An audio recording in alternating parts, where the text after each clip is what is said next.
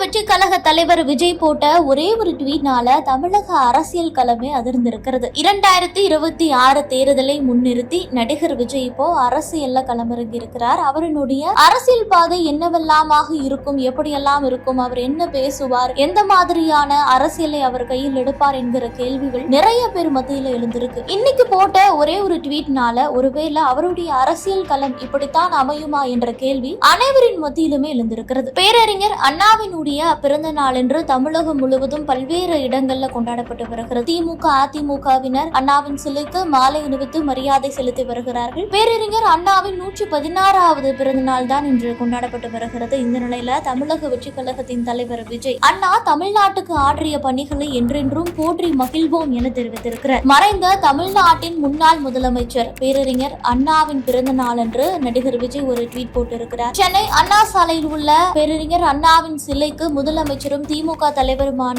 மு.க. ஸ்டாலின் மலர் தூவி மாலை அணிவித்து மரியாதை செலுத்தினார். இதன் பிறகு எதிர்க்கட்சி தலைவரும் முன்னாள் முதல்வருமான எடப்பாடி பழனிசாமியும் அண்ணா சிலைக்கு மரியாதை செலுத்தியிருக்கிறார். அதே போல பேரறிஞர் அண்ணாவின் 116வது பிறந்த நாளை முன்னிட்டு நாகை மாவட்டம் புத்தூரில் உள்ள அண்ணா சிலைக்கு தமிழக வெற்றி கழக பொதுச் செயலாளர் புஷி ஆனந்தும் மாலை அணிவித்து மரியாதை செலுத்தியிருக்கிறார். மேலும் தமிழக வெற்றி கழக நிர்வாகிகள் பலருமே அண்ணா பிறந்த நாளை ஒட்டி மரியாதை செலுத்தி இருக்கிறார்கள். இந்த நிலையில தமிழக வெற்றி கழக தலைவர் விஜய் அண்ணா பிறந்த நாளை ஒட்டி அவரை நினைவு கூர்ந்திருக்கிறார். இது குறித்து அவர் தெரிவிக்கும் போது சுயமரியாதை திருமணங்களை சட்டப்பூர்வமாக்கியது, மதராஸ் மாநிலம் என்ற பெயரை தமிழ்நாடு என மாற்றியது, தமிழ் ஆங்கிலம் என்ற இருமொழி கொள்கையை செயல்படுத்தியது என்று தமிழக அரசியல் களத்துல புதிய வரலாறு படைத்த பேரறிஞர் அண்ணா அவர்கள் பிறந்த நாளில் அவர் ஆற்றிய பணிகளை போற்றி மகிழ்வோம் என தன்னுடைய எக்ஸ் வலைதள பக்கத்துல தெரிவித்திருக்கிறார். அதாவது 1964ஆம் ஆண்டுல தான் பேரறிஞர் அண்ணாவால் தமிழ்நாட்டில் உருவாக்கப்பட்டதுதான் திராவிட இயக்க ஆட்சி. இன்று வரையிலுமே